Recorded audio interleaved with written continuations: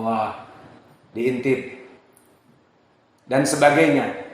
Maka akhirnya sakit hati, dan sakitnya itu di sini. Akhirnya tidak fokus belajar. Dan akhirnya yang jadi masalah, kalau si perempuan ini sakit karena banyak melihat laki-laki dan dari mata jatuh ke hati, mulai membuat fitnah dari perempuan. Kalau perempuan itu punya adik, dibilang sama adiknya, salamin buat si abang fulan. Nah, siapa yang bikin fitnah? Dari perempuan. Tidak cukup dengan itu, si perempuan ini karena mungkin kaya raya dan mungkin mahadnya punya dia, dibelikan HP si laki-laki ini agar berhubungan. Kemudian diberikan juga syariah, diberikan yang lancar apa Telkomsel, belikan Telkomsel. Siapa yang berikan? Perempuan ini. Lewat siapa? Lewat adiknya. Akhirnya berhubungan mereka.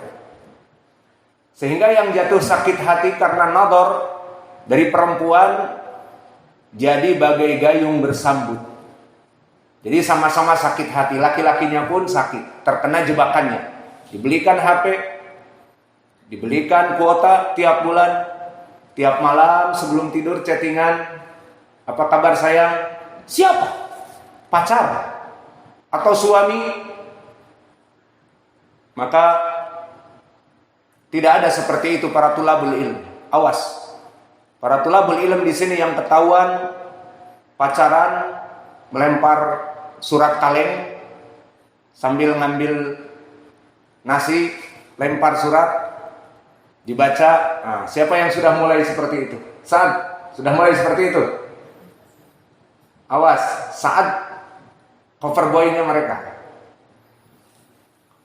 Maka taubatlah kepada Allah. Memang kalau mau nikah gampang. Di sini banyak laki-laki, di sana ada perempuan. Saya sebagai penghubung kalian, kita bicarakan dengan baik kepada bapak putrinya. Mau kita bicarakan, disepakati nikah. Kenapa harus lempar-lempar surat kaleng? Kenapa harus membuat fitnah? Dan kenapa juga harus pacaran dan memberikan gambar dan foto? Itu perkara yang mukhalafah. Sehingga banyak santri-santriwati fotonya tersebar di media sosial karena diberikan kepada laki-laki tadi. Dan laki-laki tadi tidak amanah, namanya juga laki-laki. Aku punya demikian dan demikian, dilihat. Semua santri melihat perempuan ini. Apa thalabul ilm di sini? Apakah ini thalabul ilm? Kita katakan banyak dari para thalabul ilm tidak mengetahui adab. Adab dia sebagai penuntut ilmu itu untuk apa? Adab dia sebagai seorang muslim untuk apa? Itulah kenapa kita juga memilih kitab ini, Kitabul Adab, dari kitab Syekh kami Muqbil Al-Wadi'i, mimma laisa fi sahihain, kumpulan hadis-hadis sahih selain di Al-Bukhari dan Muslim. Tujuannya agar kita semuanya beradab dan agar kalian tidak didengar nanti oleh orang-orang tua di luar sana ataupun oleh santri-santri di luar sana bahwa santri-santri di Ma'had Muqbil Al-Wadi'i seperti mafia. Di antara mereka ada mafia yang besar menjajah dari santri-santri yang kecil. Dan di antara mereka berpacaran, santriwati mempunyai pacar dari para santri, itu tidak kami inginkan. Fahimtum? Di sini datang menuntut ilmu. Dan menuntut ilmu ibadah. Kalian sibuk dalam beribadah. Bukan waste the time, buang-buang waktu. Bisa-bisanya di sini pacaran. Sakit hati. Tidak bisa fokus belajar. Menghafal Al-Quran, dilihat di mushaf, wajah si dia. Benar, ini masalahnya kita pernah dulu muda. Dan Alhamdulillah kita setelah mengaji tidak pernah. Dulu waktu di senior high school, di SMA, di sini junior high school, di college, iya, diakui. Namun setelah mengaji kita tinggalkan. Adapun kalian mengaji di pondok pacaran. Maka yang sekarang sudah masuk kepada jenjang itu, please taubat kepada Allah. Wallahu a'lam. Para santriwati yang masih punya hubungan di luar sana, untuk diceraikan pacarnya, ditolak 3. Maka kitab adab ini mengajak kalian untuk mengetahui pertama hadis-hadis yang sahih, dan yang kedua bisa mengamalkannya yang berhubungan dengan adab yang dituntut di dalam kitab ini. Maka adapun manhaj kami dalam mengajar kepada kalian dari kitab Syekh kami Mukbil, manhaj kami dalam mengajar pertama, kami akan membacakan hadis ini. Yang kedua, menterjemahkannya dengan bahasa Indonesia, karena yang bermanfaat kepada hadis ini selain di ma'had juga di luar sana yang belajar dengan online. Dan yang ketiga, kami menitik beratkan penjelasan ilmu rijal dan ilmu hadis. Maka kami akan memberikan pembahasan tentang siapa rawi di dalam sanad ini, sehingga kalian nanti terbiasa. Setelah kalian belajar dengan kami rijal Imam Al-Bukhari dan Muslim di kitab Sahih Al-Bukhari dan Muslim, maka gurunya Imam Abi Daud siapa? Tahu. Gurunya Imam At-Tirmidzi siapa? Dan gurunya Imam Al-Jami', gurunya Imam Al-Bukhari dan Muslim dan At-Tirmidzi dan Abi Daud dan Sunan An-Nasa'i dan Ibnu Majah siapa? Rawi-rawi mereka akan banyak nanti bertemu di dalam Al-Jami'us Sahih dari sanad-sanad yang baru. Maka itu manhaj kita di dalam mengajarkan kitab ini. Dan juga kita masuk kepada syarah yang Allah mudahkan kepada kita dari Al-Quran dan dari sunnah, yang disyaratkan kami tidaklah mensyarah kecuali di takhrij hadisnya, bahwa hadis ini sahih. Tidak sembarangan kami memberikan pelajaran baik di tafsir atau di pelajaran-pelajaran syarah-syarah yang lain, kecuali kami mentakhrij hadisnya. Jika sahih kami berikan, jika tidak sahih kita tidak memberikannya. Seperti yang antum ketahui manhaj kita di dalam pengajaran, dan seperti contohnya di tafsir, datang tafsir Ibnu Abbas, namun karena sanadnya dhaif kita tinggalkan, dan kita lebih mendahulukan meskipun dari ucapan Qatadah tabi'i tapi sanadnya sahih, itu kita dahulukan karena sanadnya sahih. Dan kita tinggalkan tafsir bahkan dari Nabi jika sanadnya dhaif. Seperti itu antum ketahui semua. Maka manhaj kita di sini menitik beratkan kepada ilmu hadis dan ilmu rijal, dan juga kita mensyarah dari segi matan dari Al-Quran dan Sunnah sesuai pemahaman as-salafus saleh dengan sanad-sanad yang sahih, dan juga menitik beratkan dari wajah pendalilan syekh kami. Kenapa memasukkan hadis ini sesuai tarjimah, sesuai bab apa? Itu nanti kita cari. Maka inilah dari pembukaan tentang pelajaran kita yang baru pada hari ini. Kita mulai kitab Al-Jami'us Sahih mimma laysa fi sahihain, dan masuk kepada kitab Al-Adab, yang mana tujuannya kami ingin menjadikan kalian para santri dan para santriwati yang beradab. Kalian sadari bahwa di sini kalian telah meninggalkan orang tua kalian, mereka dalam keadaan penuh kerinduan, dan orang tua kalian mengeluarkan biaya untuk jajan kalian dan makan, itu saja. Adapun SPP, uang masuk dan sebagainya kita tidak menginginkan. Namun meskipun begitu, orang tua kalian telah jauh dari kalian dan rindu, dan telah mengeluarkan dari beberapa peser uangnya, maka please jangan sia-siakan pengorbanan mereka. Please jangan sia-siakan kerinduan mereka kepada kalian sebagai anak, rasa kasih sayang kepada anak, dan mengeluarkan dari harta-harta. Kemudian kalian di sini sibuk tidur, nyenyak, dan malas belajar, sibuk dengan perkara-perkara yang tidak urgen, dan lebih parah lagi pacaran. Maka please, tidak ada yang melaksanakan demikian di ma'had ini. Maka sekarang kita langsung masuk kepada Kitabul Adab.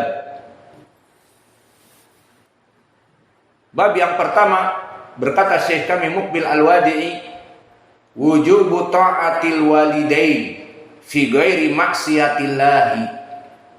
Wujubu ta'atil walidain, maknanya bab yang pertama dari Kitabul Adab, kewajiban taat kepada, ditulis kewajiban, belum ada kitabnya, ikut yang ada. Wujubu ta'atil walidain, kewajiban taat kepada kedua orang tua. Apakah kewajiban di sini secara mutlak? Orang tua memerintahkan kepada kita bahkan melaksanakan kekufuran, kesyirikan, kemaksiatan, kebid'ahan, terus kita mentaatinya? Tidak. Maka di sini ditakkid, dibatasi oleh Syekh kami, fi ghairi maksiatillah, pada selain dari ketaatan kepada makhluk. Maka jika dia itu mengajak kepada kemaksiatan, tidak boleh ditaati.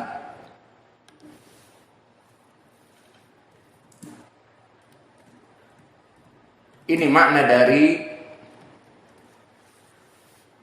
bab yang dibuat oleh Syekh kami Muqbil. Bab yang pertama adalah kewajiban untuk taat kepada kedua orang tua.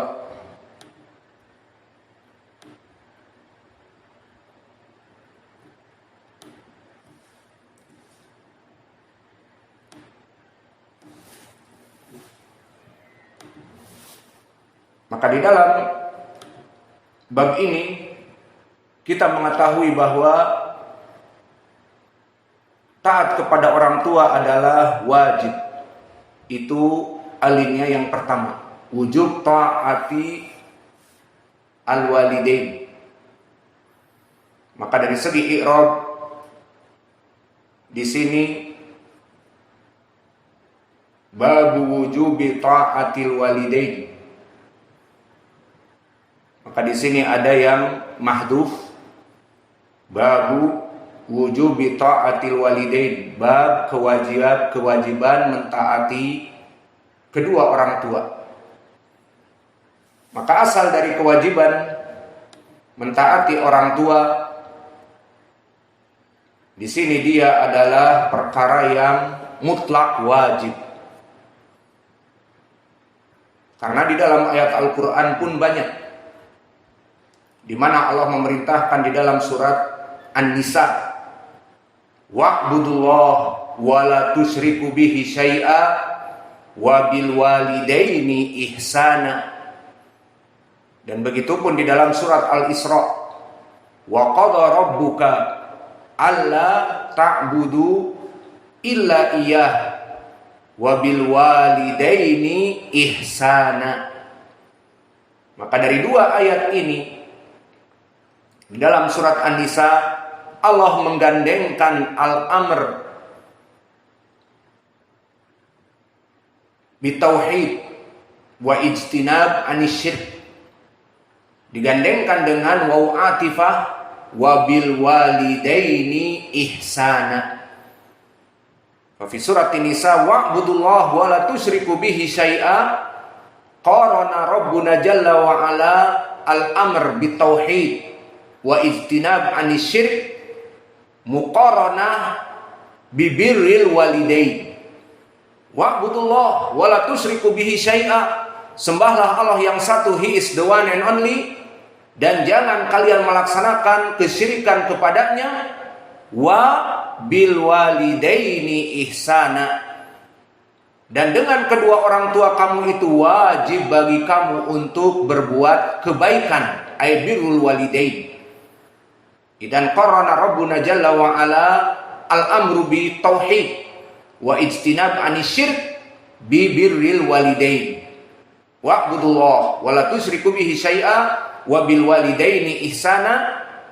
Hada dalil bi anna birril walidain min a'zam al-ibadah dzukira ba'da tauhid. Bahwa melaksanakan peribadatan tauhid di saat digandengkan dengan perintah untuk birrul walidain, ya dulu bi anna birrul walidain min a'zam al-ibadah dzukira ba'da tauhid. Wa fi suratil Isra wa qada rabbuka, wa qada ay hakama rabbuka alla ta'budu illa iyyah, bitahqiq at-tauhid, alla ta'budu illa iyyah. Wa madza ba'da dzalik wa bil walidaini ihsana. Kemudian diperintah langsung setelah melaksanakan perintah tauhid, aidha wa bil walidaini ihsana, agar berbuat baik kepada kedua orang tua. Idan aina wajhud dalalah? Wajhud dalalah wa bil walidaini ihsana. Ma huwa i'rabuhu wa bil walidaini ihsana waw atifah. Wal waw atifah bimakna min haitsu ilmil usul wal lughah mutasawiyan fil hukum. Hukumnya sama seperti yang sebelumnya. Apa yang sebelumnya? Perintah tauhid. Wa qada rabbuka alla ta'budu illa iyyah. Dan di surat An-Nisa wa'budullah wa la tusyriku bihi syai'a. Al-amr bitauhid wa istinab anisyirk. Wa huna madza wa atifah wa bil walidaini ihsana. Idan jumlah bil walidaini ihsana